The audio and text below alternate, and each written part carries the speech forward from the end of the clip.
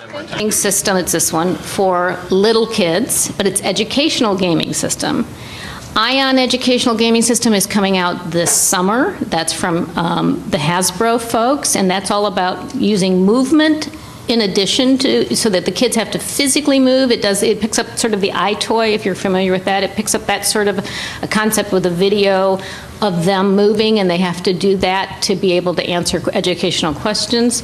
There's something from Israel called the Comfy Easy PC. Again, a totally different system, and it has its own software with it.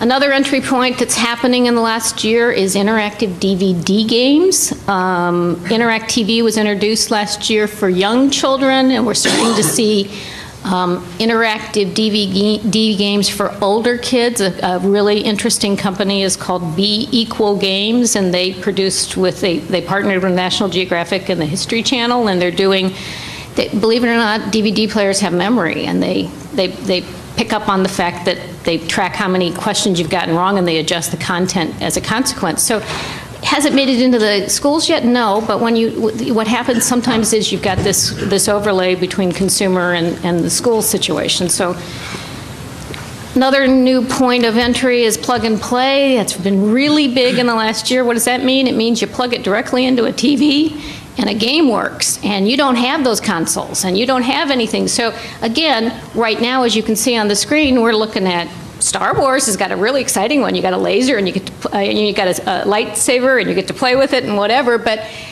again, where is that headed, and in what ways might we use it? Interactive book readers have been around for a couple of years.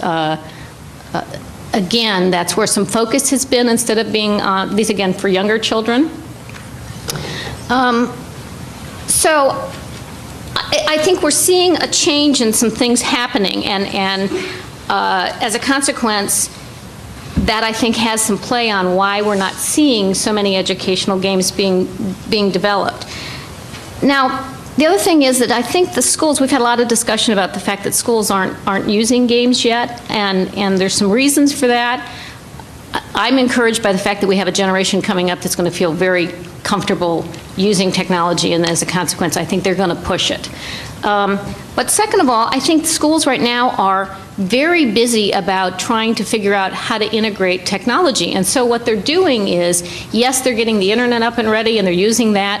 They're putting smart boards in classrooms. They're doing lots of things in which technology and classrooms become more interactive, but they're not paying attention to the games. And I think that's something that we, as this panel, might want to discuss as well. I'm hoping we'll have a discussion about that. My next slide, because I know that people are always interested on sort of what are some interesting stuff. I just want to share with you, just because I look at stuff all the time, and there's a brand new game out if you're trying to look at young kids. This one's actually brand new. It came out at the very end of last year. It's called Shelley's My First Computer Game. This is a new company. They're doing some interesting things about trying to teach children about what is the parts of the computer and how do you use a computer. It's worth looking at. Real Lives is 2004, it came out in 2003, but it's a fascinating data-rich simulation in which, for all you teachers out here, in a 40-minute period, a child can live a life of somebody else in the world. And you can set it up to be, if you're talking about India, you can all be born in India and see what happens. And what they do is they use all the data from all the World Health Organizations and the population censuses, and you were born where you would most likely be born right now, unless you adjust it a little bit. You can always play with it. And they actually experience, again, through data. It's not a very graphically rich program, but they do experience what it's like to live in that country. I watched some kids, and I have let me get you a slide. This is Real Lives. This is what it looks like. But I had some kids play it, and they were in India, and they were poor, and they were the third born in a family, and this was a high school girl playing it. And she was 6, and her older brothers had gone to school, and she was 6, and she wasn't sent to school. And that rocked her. She said, India? I think of India in terms of kids go to school in India. Why would they not send this girl? They made her go off and work for the family instead. So it led to a lot of interesting discussions about how do you live? people's lives. So that was one I wanted to share with you. Hungry Red Planet is part of the series. I think it's here at E3 at the Serious Games thing. It was produced with a grant from NIH, and it's about nutrition, and it sort of takes a model from Civilization 2. Again, difference is that you can do it in about a 40-minute period. It teaches kids nutrition by the fact that they have to create a simulation in which they have to choose how they're going to do food and create food and build and grow food and whatever for a group of settlers on Mars. And the last one we talked about last year, if you were here at this conference, was Zoot Tycoon 2. That's a commercial game that has a lot of education to it. Okay, and at this point, I'm going to turn it over to the rest of the panel. We have some really exciting panel members here. We have a teacher who's going to talk to us next about how he evaluates games to use in his curriculum. We also have a developer of a brand new educational game to talk to us. And the last person on the panel is a student at MIT's Comparative Media, and he's been looking at all these ways that you might use games to teach language development. So with that. You want to click 3 for me? Hi, everyone. My name is Bill MacKenty. I'm a computer teacher at the Edgartown School on Martha's Vineyard, which is a small island off of Massachusetts. It's a very traditional public K-8 school I teach in. I have about 330 kids in my school. Right now I teach 6th, 7th, and 8th grade. Next year I'll be teaching 3rd through 8th grade. Everything that I'm about to talk about today is on my blog, so I would invite everyone here just to visit it, www.mackenty.org. I even put this presentation on my blog in case, on the off chance you're interested in looking at it again. It's available. I've got some great news. I'm a public school teacher, and I'm using games in my classroom, and it's working. I'm seeing kids creating enduring understandings using Age of Empires, using Civilization, using SimCity, using Oregon Trail 5. I'm watching kids make measurable learning in my classroom, learning that can be assessed, learning that can be measured. And the way I'm seeing this learning happening is really cool. I just want to start off by saying that it's working for me. There's one really important but, and that is the 2 single most important things that I've learned as a school teacher in my classroom is that the kids are actively engaged in the game and that the instructional design around the game is rock solid. I'll be quite honest with you. This has been an experiment for me. I realized after yesterday's panel that my fire first got lit about this when I was the chaperone for the Yu-Gi-Oh club, and to a person, these kids had learning disabilities that were in this club. It was the geeks. I'm a geek, by the way.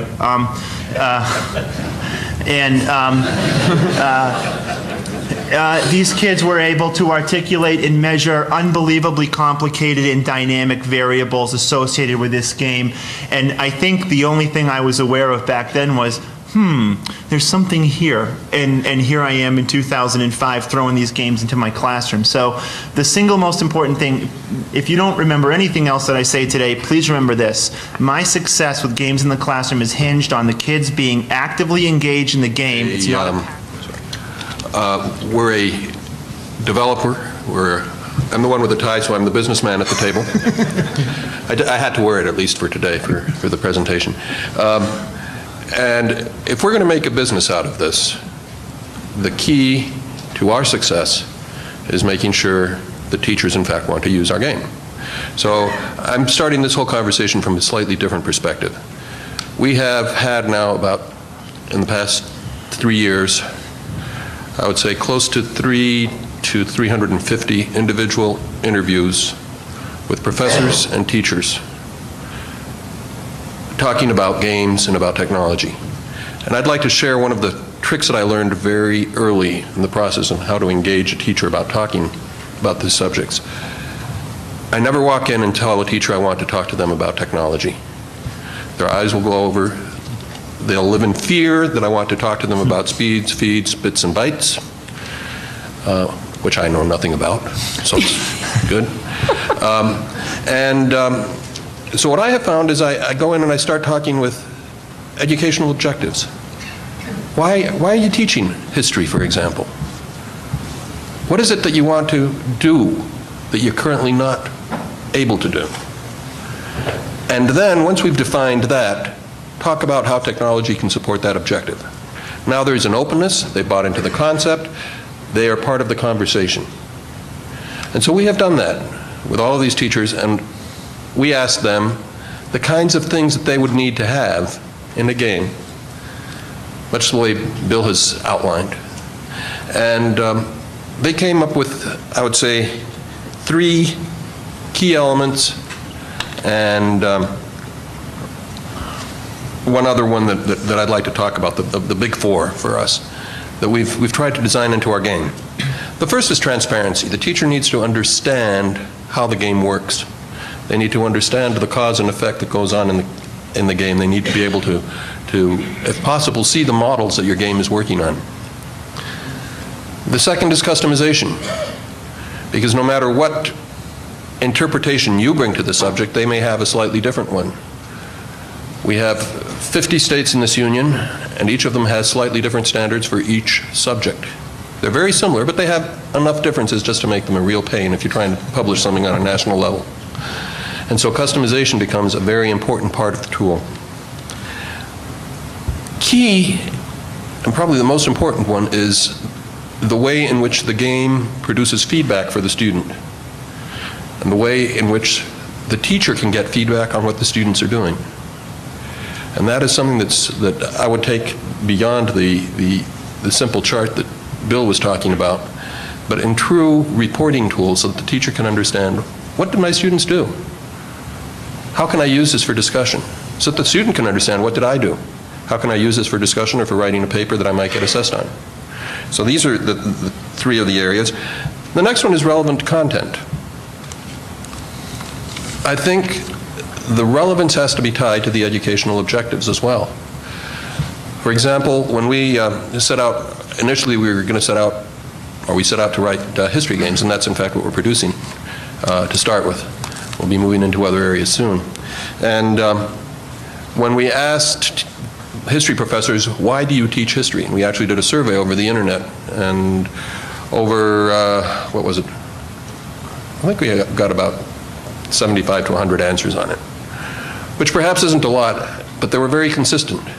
When we asked them why they taught history, it wasn't about names and dates and dead white guys. It was an awful lot about cause and effect, an awful lot about bias detection, consequences, actions and consequences, understanding these skills, these historical skills they called them. I kind of call them life skills, but they positioned it in terms of what they did. And in that context, we can produce a game that has a lot of relevance. And so a lot of relevance to the student. It might not be perfectly historically accurate, but it is relevant for what the teachers are trying to accomplish. So that's important as well. So we've been working at this game over 3 years now. We're now coming into the market finally. We have just completed some beta tests in class, and I'd like to share some of the results with you. What am I?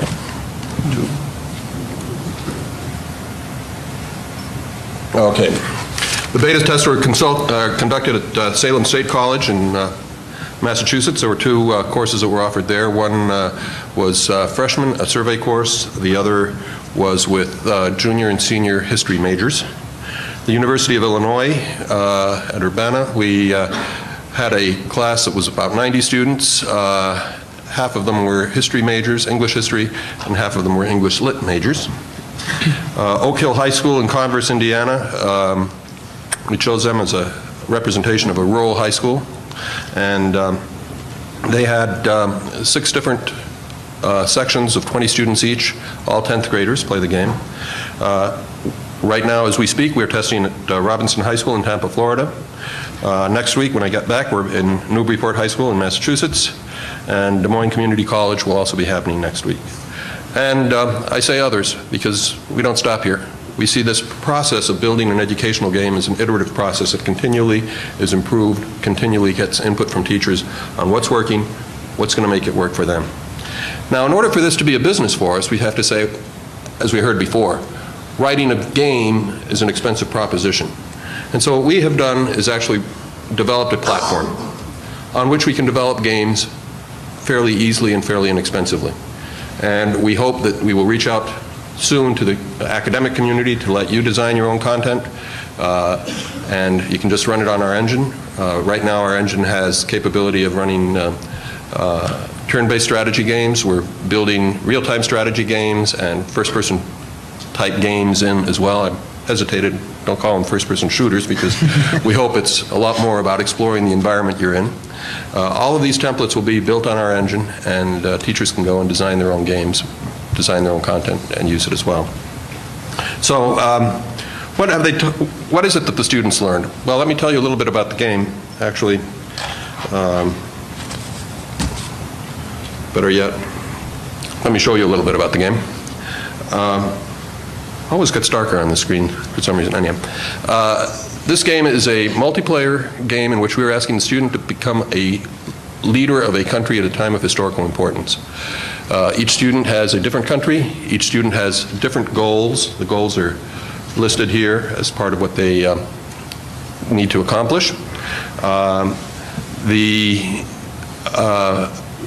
main interface is a map, and it can change from area of discipline that they want to work in. We ask them to make policy decisions in the area of military decisions, in the area of diplomatic decisions, domestic and economic decisions as well. So the students learn to balance, learn the cause and effect of a military action has economic repercussions and domestic repercussions. One of the things that we find is students in particular learn an awful lot about the influence of domestic policy on international history is one of the things that we've had them learn. So as a very quick intro to making history, I'll go back to the PowerPoint. I'm going to be switching back and forth, so I hope you don't mind if I don't have the cool view of this. What did the students learn? First, the challenges of leadership, balancing domestic versus international, balancing within each area of, military area, for example, do I spend on Air Force or do I spend on the Navy? In the economic or domestic area, do I spend on increasing wages for my workers or do I spend on improving my infrastructure? A deep understanding of geography. One of the things that we heard early on from teachers is that their students in general don't know as much about geography as they need to. And so the influences of geography on history are very important. One of the things that we do is on the game, switching back, is we have no names on the map, but we do have tooltips that come up a couple of minutes or a couple of seconds later. So a student can identify location and shape and therefore learn where things are placed, and place them in terms of context of what they're learning in history. And so that's a cool support for their learning of geography. The impact of decisions, that's what students do, they make decisions. And sometimes their decisions are affected by decisions that other students have made in another country. The complexities of the pre-World War II period and of all world history, for that matter. But I think it's also important to hear what the instructors had to say about this whole process. For example, at Salem State, Chris Mariolo said, "I've never seen so much energy in a history class before. Kids were negotiating, laughing, talking, and debating." Negotiating, laughing, talking, and debating to me sound like very social activities. They don't sound like, a student focusing in on a monitor. It was all about history, not about what band was playing on the campus that weekend. From Indiana, the high school teacher said, "I have witnessed and overheard students discussing the game outside of class. I've also heard students discussing defense pacts, non-aggression pacts, embargoes, and martial law, to name a few." That is very encouraging for a teacher. In other words, the kids were engaged with the material. It wasn't just the game, but with the material itself. Kids love looking at the goal page and with the line chart showing their progress and the goal. We really try and build in a lot of feedback, and there's feedback at the end of each turn. It's a turn-based game, so there's feedback for the student at the end of each turn to see how they're doing, and I will show you that in a second. Let me do back here. Ooh. Losing my presentation. Here we go. What did the students have to say? Interestingly, the students all came up with comments that had very little to do with fun. We already know from the teacher comments that they were very encouraged to play it. In fact, we had students at Salem State. Picture this, college students, 9 o'clock class, okay? Students lining up 15 minutes before class in order to get in early and play the game. Any of you who are in academia know that 9 o'clock is not a really good time to get students. So they didn't talk about fun when we asked them directly what they learned and what they thought about the game. They talked to us again about the content and about their experience in the game. And what they found was that while they learned a lot from it, it was also hard work. It was not something that was easy, and all of their decisions had a consequence. They were consequential. They had to think. And they still, nonetheless, enjoyed it, as we see from, again, a comment from the teacher in Indiana who says, students have expressed how much they like playing the game. They play it whenever they can. They're playing during study halls and lunch. So it's a challenging intellectual activity, but yet they do enjoy going through it. But that's not the top reason that they give to us for the reason they like the game. It's more related around the content. Most importantly, I guess, in the beta test is what did we learn? Well, I think the best way to do it is to go and take another look at the map. First of all, the centrality of goals. We have a series of goals, as I mentioned. Each country has a different set of goals which are historically accurate, and they have to work towards those goals.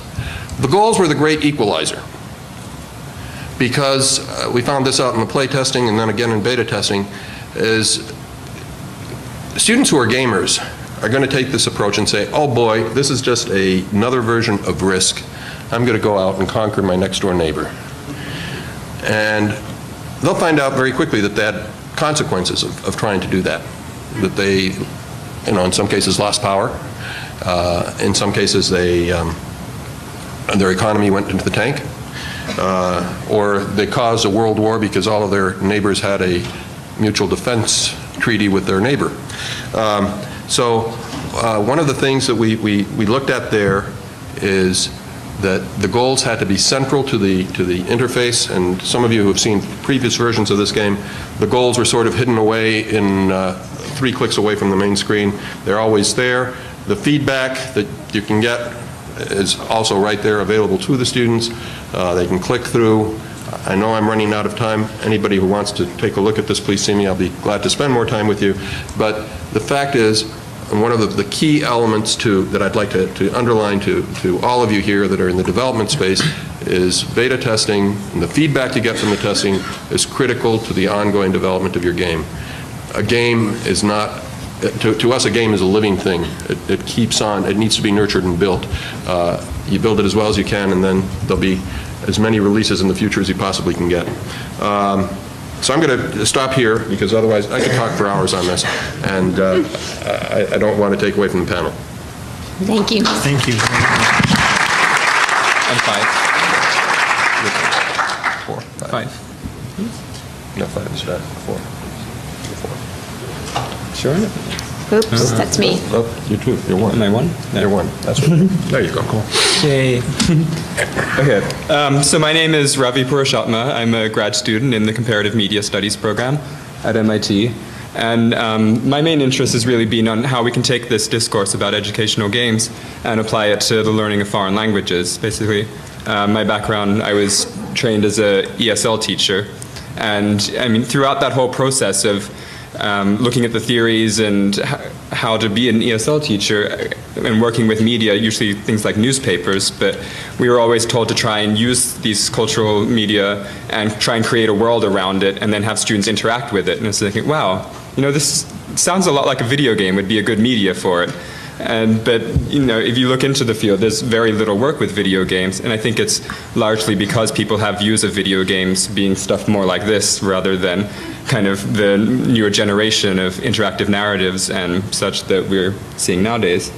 And then later I was an English teacher in China, where I was just amazed by the students that I would meet with afterwards, who maybe weren't necessarily the best students in class in terms of doing well on their tests and so forth, but their English was great, and they were the ones I would have the best conversations with.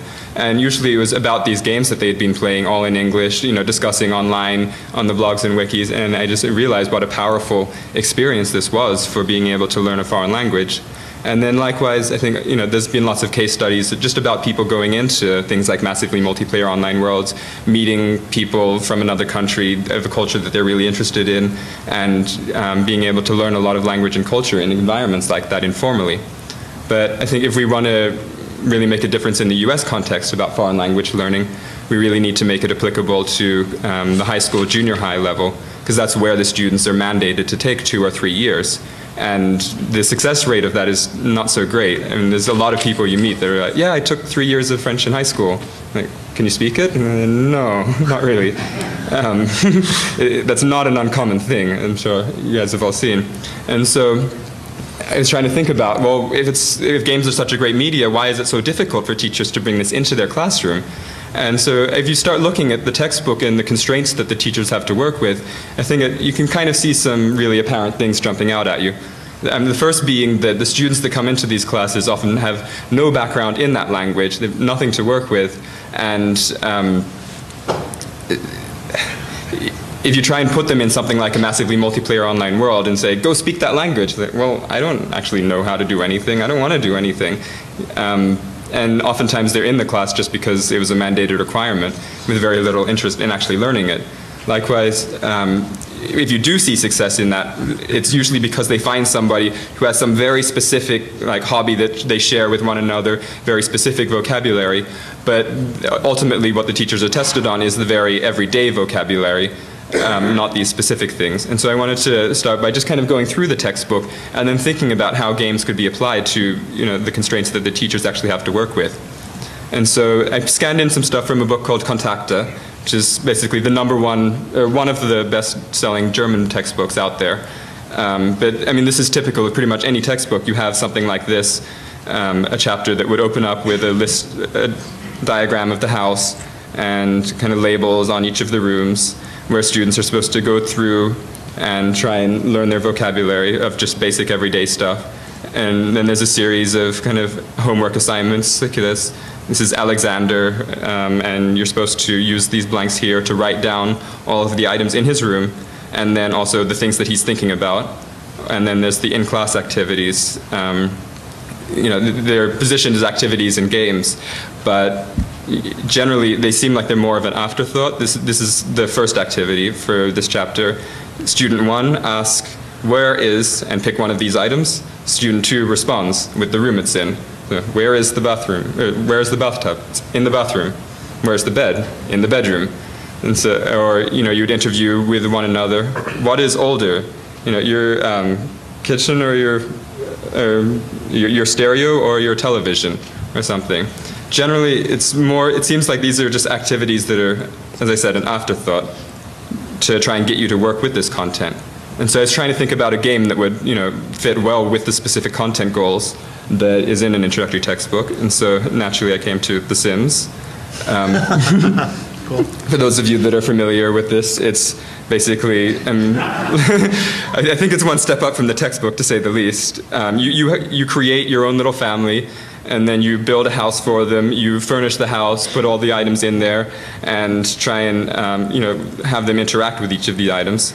And so it has pretty much that full vocabulary right there. This is the German version of the game right now, where you tell them to go interact, building the rest of the house and exploring all those different aspects. And then it gives you kind of like a readout of everything about your characters and how they're feeling. And this is all these different variables: his hunger, his fun level, is he bored, is he comfortable, does he need to take a shower or whatnot, all of their relations with all the other characters in the game, and all of the different skills that he has, his different personality types, just pretty much all the adjectives that you would find in the textbook. And then different tasks like here, his profession, all the other characters, you have to go through and really think about, like, okay, well, this is the list of skills he has, what would be an appropriate profession. Right now he's a assistant coach and so forth. And so I think that's a really engaging way of doing it. When you're comparing, pretty much all of the things I just mentioned have textbook chapters, but in the interest of time, when you're comparing it with the activities that you would normally do, you're supposed to write a sentence about what each of these people want to do when they grow up. So he wants to be a policeman, write that in, or I guess he wants to be a hairdresser. And similarly, the in-class activities, you work with a partner to try and answer the questions below. So it's like, this man teaches in a school. He is a teacher, so forth. Again, it just really felt more like, half of this presentation is as a teacher being trained to teach English. The other half is as a student, having gone through this book and the frustration I felt with it compared with the stuff I would be doing at home, and I was just playing the German version of The Sims. So, clearly Sims seems like a good platform for starting. So I wanted to try and then think about how can we extend it to include more learning in there. And so if we look ahead in the curriculum, this is ultimately, a lot of teachers you interview, they look at the textbook and they're like, yeah, we know it's not the greatest, it's just what we do at the beginning. We like to get to the point where we can really get in with cultural materials and have stories and so forth. And so this is kind of a textbook, this is called a play, The Visit of the Old Lady, that's used in a lot of German classes. And so, it's a pretty standard paradigm. On the right side of the page, they have the actual play. On the left side of the page, words are annotated to try and help students increase their vocabulary and get them in, even if they don't know absolutely every word. And so if you look at the studies about how to improve this out there, there's two main threads. One, studies like this one, which, there's just hundreds of these studies talking about how we need to take these annotated things and insert images because they're remembered better. And this particular study shows about how videos are remembered much better for vocabulary retention. And so it seems like people are so used to using this book that they try and think about then, okay, how do we take these studies and apply them? And so it's like, okay, well, we need to put an image in.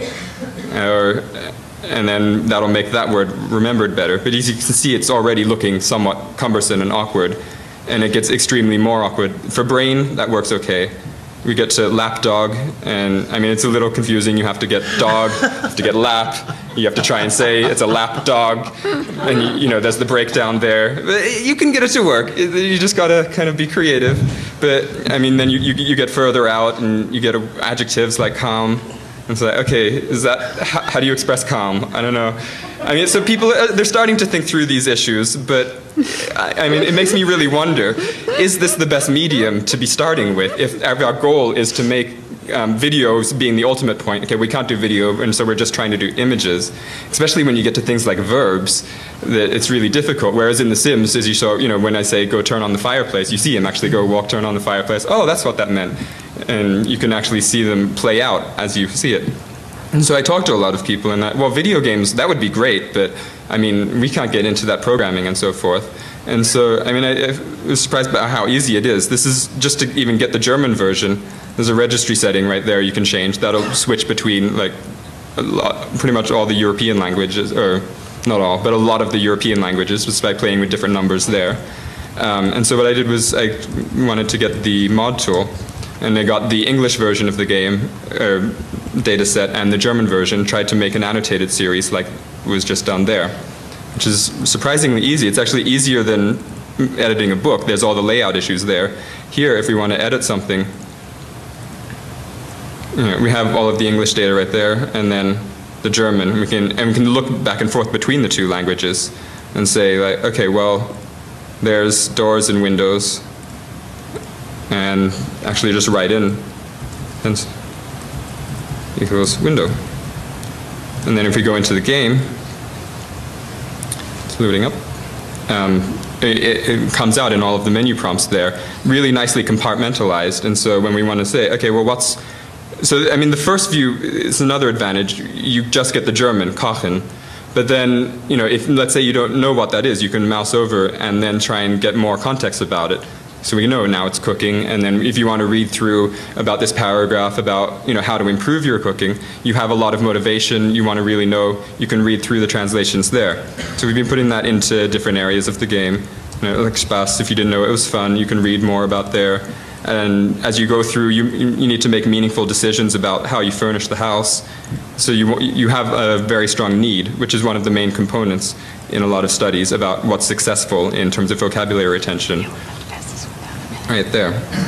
And we just go out to the neighborhood. So again, even in the menu prompts, there's a lot of opportunities for language learning, but it's all in little bite-sized chunks, so it's not overwhelming like the book version.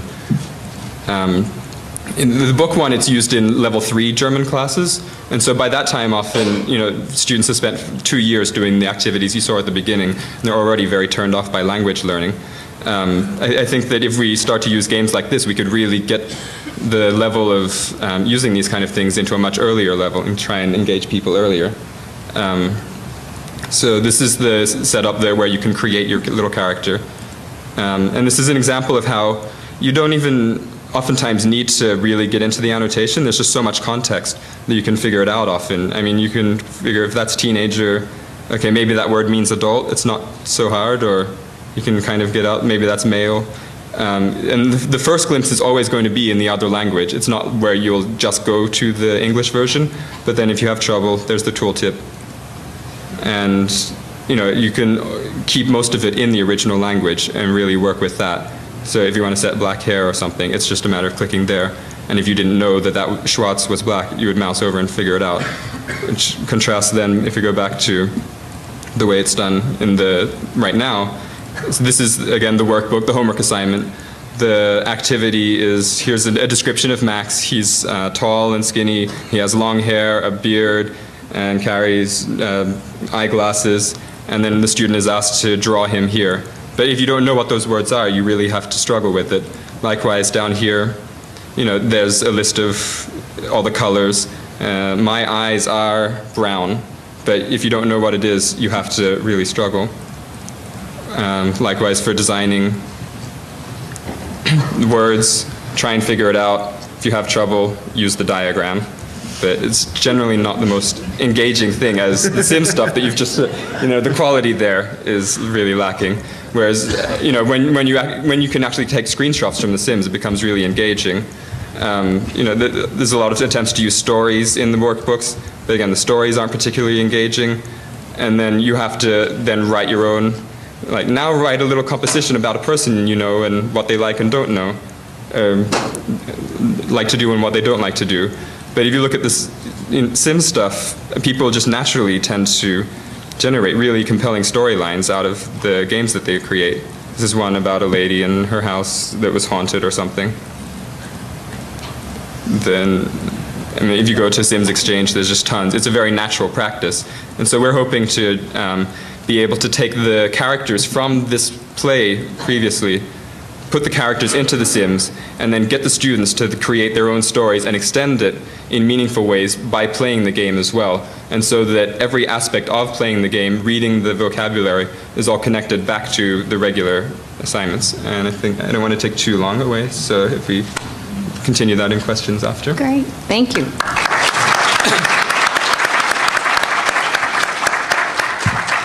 Before we open up the floor to questions, we're going to have a little bit of a discussion here, and then we'll turn around and take your questions. One of the things that I think has come up as we listen to the three of you is that games for teachers, first we have to reach the teachers, and the question is, how do we get these games to them? I mean, I think we have some interesting perspectives. Here we have, how do you find games? Nick, how are you going to get your games to teachers? Ravi, you're thinking about an interesting way of doing things. How would you then, what's the next stage? And so I think we need to talk about that in the sense that the one thing that is that we're all interested is, how do you convince teachers that this is something you can do? So how do we go about it? Me? You can, any of you. I think that the thing of it is that, you got to make friends with the teacher. It sounds so stupid, but you got to smile. And you got to find a teacher who's amenable to using technology. And it's really that simple. And I've learned really quickly, I've sadly given up on the teachers that don't want it. Like, I always invite them. They are always welcome. I'm not mean to them.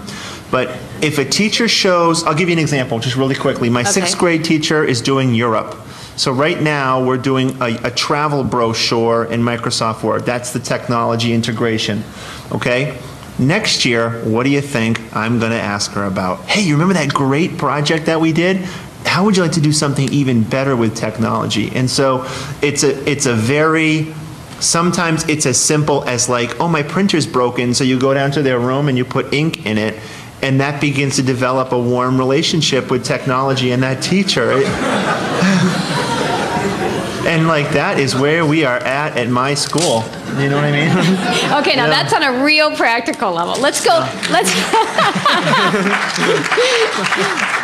Let's go a step beyond that. So how do you find the games? And Nick, how are you going to find the teachers? I mean, here you're developing a brand new educational game that you're going to want teachers, you convince teachers that they ought to put this into your classroom. I mean, talk to us about what your model is going to be. Well, I think one of the key elements is you don't only sell to the teacher. There are various audiences that are involved, particularly in the K-12 space, which is a real challenge to get adoption. And there are a lot of people who are involved. We have found that it's very important to talk to the technology people in the schools as well. People like Bill. The Bills of the world. Who already know who their potentially tech-friendly or tech-phobic teachers are, who are committed to making the technology work, who are the people that are on the front line when the school committee or whatever it might be, the school corporation comes back to them and says, hey, we have invested all of these millions in dollars on infrastructure, show me how it's affecting the educational outcomes. And so the education technologists are a key element. The other thing that I think is important in being able to reach teachers is I think marketing to schools is virtually a viral marketing process. You have to find a few teachers who are friendly to you, get them using it, and get them talking about it. Yeah. And hopefully getting them talking about it in places where there are a whole bunch of other teachers, like conferences. So that's another important element, I think. And there are publications that you can, get yourself listed in as well. Internet has been fabulous for us. We have been lucky to have very good public relations on our project. Using games in a positive way is a valuable story that people like writing about. And so every time we get another mention in whatever magazine it is, that's 7 or 8 people who raise their hand and say, hey, I'm interested in this kind of thing. It's the kind of thing I like to write about. Ravi, how, in terms of the kind of things that you've been thinking about, I mean, have you gone to the next step to think about how would you actually, I mean, I think it's a fascinating idea. So what's the next step for you as you're thinking about foreign language learning is, I think, a really great field for getting it out there because, in other fields, maybe teachers would be hesitant. Well, what I've got right now is working good enough, I don't want to complicate my life by putting more things in. But with language learning, I've had a lot of German teachers coming to me saying, like, I'm really concerned I'm losing students to the French teachers or the Spanish teachers. And there's this interesting competition between languages. And so there's this huge motivation for them to try and get the students' interest. And so it's creating this huge dynamic where all of a sudden they're coming to me like, please help, I need to save my language. I really like my language, help me out. The kids are leaving, but I think you have the key to like help me fight off the French teachers or something.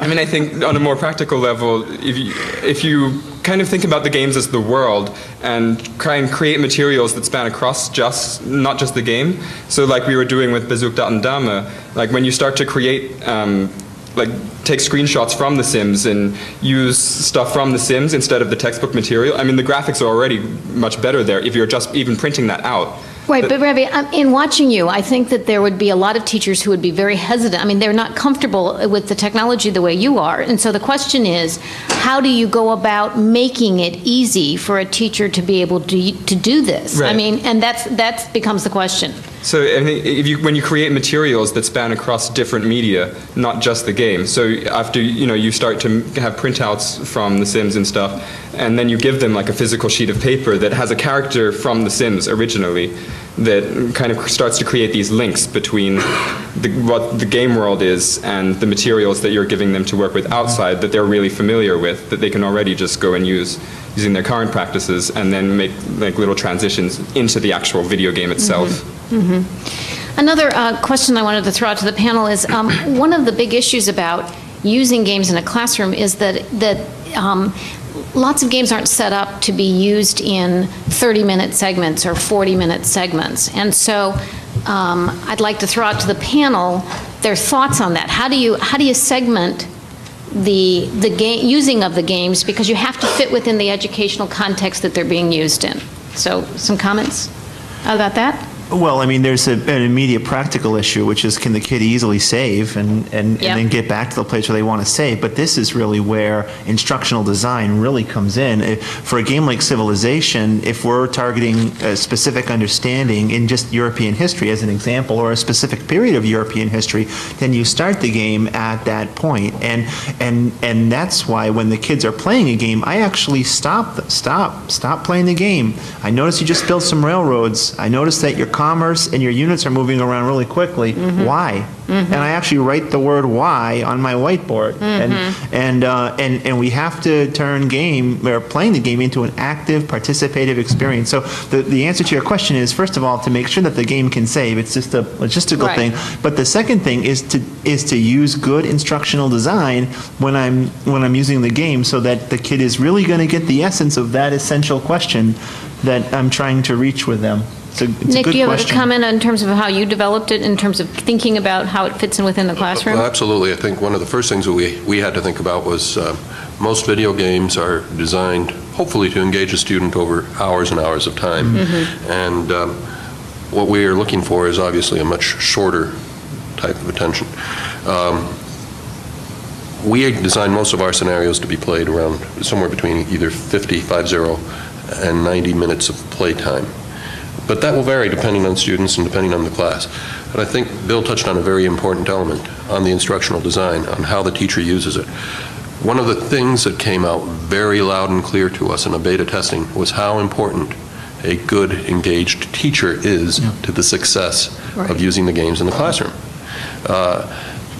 The teachers who were engaged with their students, who were behind the students, watching what they were doing, asking questions, tying the gameplay to their curriculum, are the ones that got most out of it. At any level, we're talking, we've had kids using this from 10th graders all the way up to just about graduating out of college. And so the instructor is a key point to it. But so there are the practical things. You have to have short scenarios, focused scenarios to begin with, and I think you also need to, in our case, we made the conscious decision to have, turn-based games so that you can save at the end of each turn and pick it up wherever you want to, so you can even cut your play time down to 5 minutes in a classroom should you want to. Okay, good. Something that came up in Nick's presentation I think has been really important. I've been also trying to use The Sims in an ESL class that I was volunteering at, and I just wanted to re-highlight how he had talked about the goals being very clear and very flexible in some ways in his presentation, and with The Sims that's been absolutely critical in my ability to use it in that classroom, where you can there is no set goal in The Sims. There's all these different possibilities that you can do. And so it's great having assignments like with the workbook assignment where it was create this guy, he has his long hair, his beard, and so forth, where that's one specific thing that's just like the workbook that they can use, that you can give as an assignment. And then later, the more open-ended side of the game of just exploring, building your world up, furnishing your house, and these bigger goals you can let the students play with after those that were really engaged at home. But to have a really wide flexibility of goals that you can just say, okay, this is the one goal that we're going to do right now at this point. The rest later, whatever, I'll work that out with you. Really helps a lot.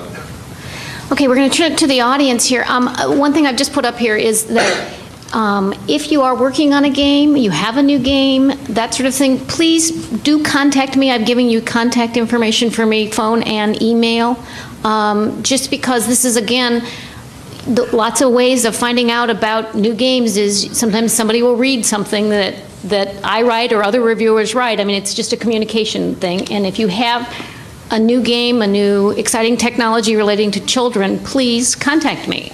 So I just wanted to put that plea out there so I can keep the dialogue going in a lot of different ways. Okay, audience questions. Do we have a mic going around? Vince Macri from New Hampshire. I am not a teacher or a geek. I am an inventor, and I've had the pleasure of reading Mark Prensky's book recently, Digital Game-Based Learning. Great book. And in that book, there's an anecdote about a very prestigious school in New York City who had some highly advanced teachers interested in games. And the games worked, the kids loved it, the teachers loved it. The board of directors, I think, either fired the fellow who developed the game or caused it to be removed from the curriculum. And Mark says, if I'm correct in remembering, that it's a... If I'm correct in remembering. It's an example of the issue not being a change in technology in the school, but a change in pedagogy in the school. And what Bill said earlier was that we should recall games in education exist in the context of technology in education. So putting that together, it seems to me that what would help are very clear incentives for teachers, not the early adopters, which are in large part the children and some teachers, but incentives for teachers to be supplied with tools that make it easier for them to assess what the children have learned and to evaluate what the children have learned. So you'd almost need to provide a special game for the teachers to use in using the game in teaching. Somebody from the panel like to comment? I'll be very brief with my comments. The first thing is, thank you for taking the time to comment. Schools are absolutely perfect at resisting change. I don't know of any system that's better at resisting change. I do it all the time. I just hide under my desk for a year and wait for whatever initiative that they're pushing down our throats to go away. Listen, here's the thing about assessment. It's actually kind of cool. The problem with computer games is that they create a relatively sophisticated level of understanding that's not easily measured. So when a kid plays Civilization for an hour and a half, their understanding of the dynamics around that particular period of time are more sophisticated than we can easily measure on a true-false test. But it turns out that most of the teachers and the principals that I've talked to aren't dumb, and they know what good learning looks like. And so when we have a kid produce a newsletter about the downfall of Rome, hi, my name is Joe Smith, and I'm here at the downfall, or we can throw it into multimedia, an iMovie thing, or an iPhoto, or whatever, you know. The point of it is that when we assess kids in like a portfolio assessment way, or authentic assessment, or anything like that, then they're able to see. And I'm very sensitive about the time, so one quick thing. I don't think that the older teachers are going to get it, and I don't think there is going to be any systemic change. I think this is going to be the new generation of teachers coming into schools and using technology, and I've witnessed it firsthand many, many times. As old teachers have retired and new teachers have come in, that those new teachers have been absolutely amped about using technology. And I'm not shooting down teachers that have been around for a while that aren't using technology. I'm just saying that that's been my general experience in my school. We can add a note about assessment. I mean, that's one of the things that I know in other areas it becomes extremely difficult. Language learning is one of those places where it's actually less of a stretch moving into games. A lot of the existing paradigms for language learning are very much along the lines that we're already looking at with games. You know, with The Sims, we were more just, instead of using the actual content per se, we're more modifying the delivery mechanism.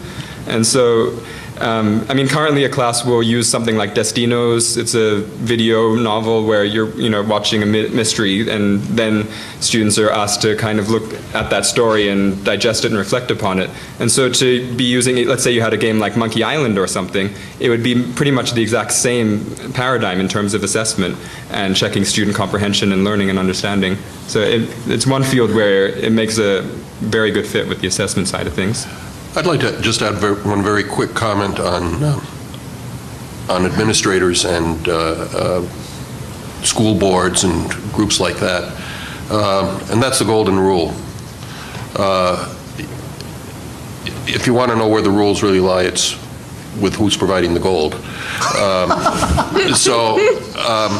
What happens is these people are spending taxpayer money on technology, and they're feeling the heat from the citizens in terms of what are we doing with this technology, just like Bill is feeling the heat from the school boards as to what we're doing with the technology. I have found that at trade shows that we've done and in traveling around, some of the most aggressive proponents of what we're trying to do are, in fact, administrators. So I think things are changing. I've seen it change over the past 3 years, and I think that they'll continue to change. I agree. We've got questions over here. Okay.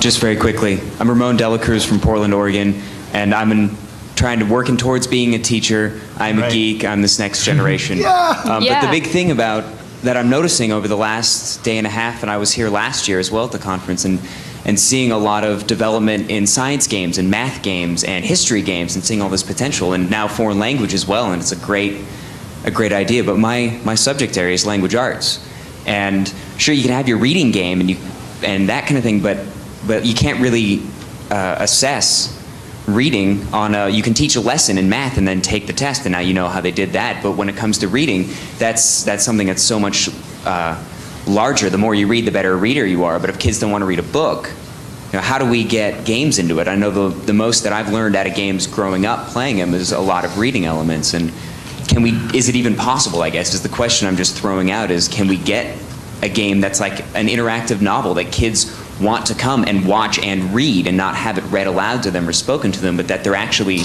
reading the text and the dialogue and just being totally engaged in that mix of visual and textual to get those reading skills developed if they don't want to read a book? I don't know, just idea. I don't know if you were here yesterday. There was a panel in which we had the gentleman from WGBH, he's here, and one of the sites he pulled up was the FFFBI. It's a site in which kids read this great mystery adventure. And while it's on the internet and it is interactive, it's all about reading. But it's done in such a way that is so engaging that kids love this site, and it's for like 8 to 12-year-olds. So we can see that happening. I mean, it is an interactive internet game that encourages reading. So the question is, we need more of that, and how do we do that? And how do we do that at the high school level and whatever? I would also offer that The Sims, it's not just about reading, it's also about writing. The Sims offers a tremendous opportunity for doing narrative development, and some of the storylines that have been developed and posted on Sims websites are fabulous. And if you can get your students involved with that kind of activity, that also helps an awful lot. And for the writing, that's great. But what I'm thinking too is we have kids who have group book work where they get together and do literature circles, and it's fantastic. But there's one kid in the group who doesn't want to read his chapters. Right. Can we do something similar? A literature circle with, I think it's getting into manga right now at my school. That's the big thing. But can we take that next step and maybe have literature circles around video games? They don't have to be educationally developed. There's no technological reason why not, and what we need to do is take good ideas from people like you and put them into a game. And go with it. Right. I mean, originally, before The Sims, I was looking at using Monkey Island specifically, which has a lot more reading and so forth in it. And so, along the same lines of The Sims, I think it's a really good when the game, reading and writing shouldn't be thought of as separate skills so much. They really complement one another. Like with The Sims, how we have Bezoekte aan Dame, we're trying to then get them to write about it in The Sims as a way of kind of really checking their comprehension when they read it, where they would have had to have read the novel properly to be able to then do the production side of things, and that kind of makes them go back and reread, hey, what happened in this section? Will it make sense if I extend the story in this way? And likewise, if we had done Monkey Island, if you're trying to do productions around it that make you have to go back and reread and comprehend it possibly properly to know what possible extensions are there, then that's a really powerful dynamic between the two sides where they can complement one another. Well, I'm getting the signal that we're supposed to be stopping, and I'm sure your stomachs are all rumbling since we're sort of at a late lunchtime. We'll be down here. If people have questions, come and talk to us. We'll take a few minutes. Before everyone breaks, just want to let